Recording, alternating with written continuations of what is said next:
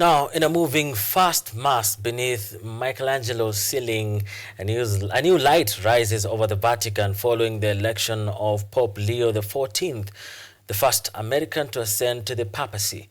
The new pontiff called upon the church to shine in a world darkened by division. And from the streets of Rome to the heart of Nairobi, Kenyan Catholics joined millions around the globe in welcoming their new shepherd. As the world mourns the passing of Pope Francis, a jubilee year begins with new hope, fresh vision, and a deep call to unity. A historic moment for the Roman Catholic Church. The white smoke from the Sistine Chapel chimney signaled the election of a new pope.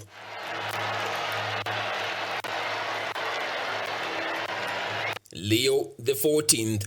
In a swift conclave lasting less than 26 hours, Cardinal Robert Francis Prevost of the United States has become the 267th successor of St. Peter and the first American to hold the papacy. And in the grandeur of the Sistine Chapel, beneath Michelangelo's timeless frescoes, Pope Leo XIV celebrated his first Mass.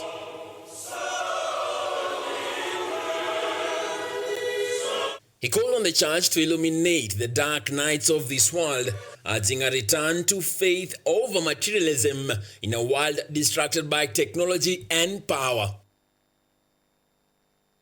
Repeat the words from the responsorial psalm. I will sing a new song to the Lord because he has done marvels. And indeed, not just with me, but with all of us, my brother cardinals, as we celebrate this morning, I invite you to recognize the marvels that the Lord has done, the blessings that the Lord continues to pour out upon all of us.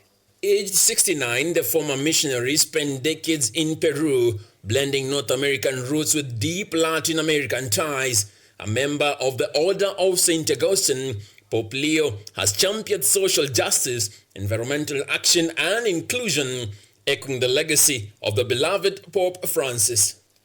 Through the ministry of Peter, you have called me to carry that cross and to be blessed with that mission. And I know I can rely on each and every one of you to walk with me as we continue as a church, as a community of friends of Jesus, as believers, to announce. His predecessor, Pope Francis, passed away on Easter Monday at 88. In his first words, Pope Leo XIV paid homage, saying, "We will hear the weak but courageous voice of Pope Francis, who blessed us." And the wall of the city had 12 foundations, and on them were the 12 names of Kenyan faithful have welcomed the 69-year-old pontiff.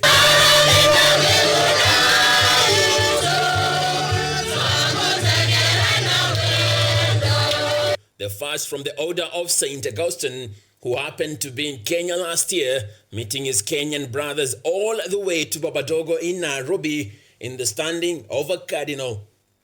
Furahia sana hata leo kwa jumuiya ya Blessed Irene Mudhurwa tuko na baraka tele kwa sababu siku ya leo ni siku ya kwanza ya Pope Leo 14 kuwa pope wetu mwingine mpya. Na tunashukuru Mungu kwa sababu ya kuchaguliwa kwa pope. Na tuliona ni Mungu alitenda maajabu kwa sababu hata haikufika siku 5, ilifika siku 4 na tukaweza kupata pope. Unknowingly, within the sands of time, he would walk into the new year with a new experience for himself and the Catholic Church. Nilifurahia kwa sababu we have a new pope. Na at least there are some changes in terms of where the pope comes from. Nasikia poa though bado tuko na uchungu ya pope mwenye alitoka, but nasikia poa. And I hope ataunganisha watu wa Kenya na wataleta peace kwa worldwide. For this one, I also expect the same because his presence must be felt by at least wale watu wa chini kabisa. So I expect him to continue with whatever the previous pope has been doing.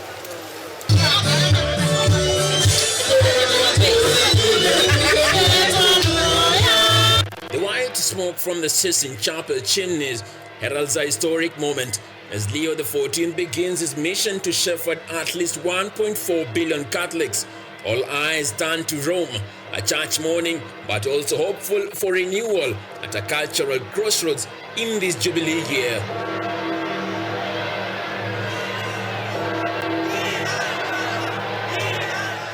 Na expect tutembelee. Emmanuel Kutosi, KUTV.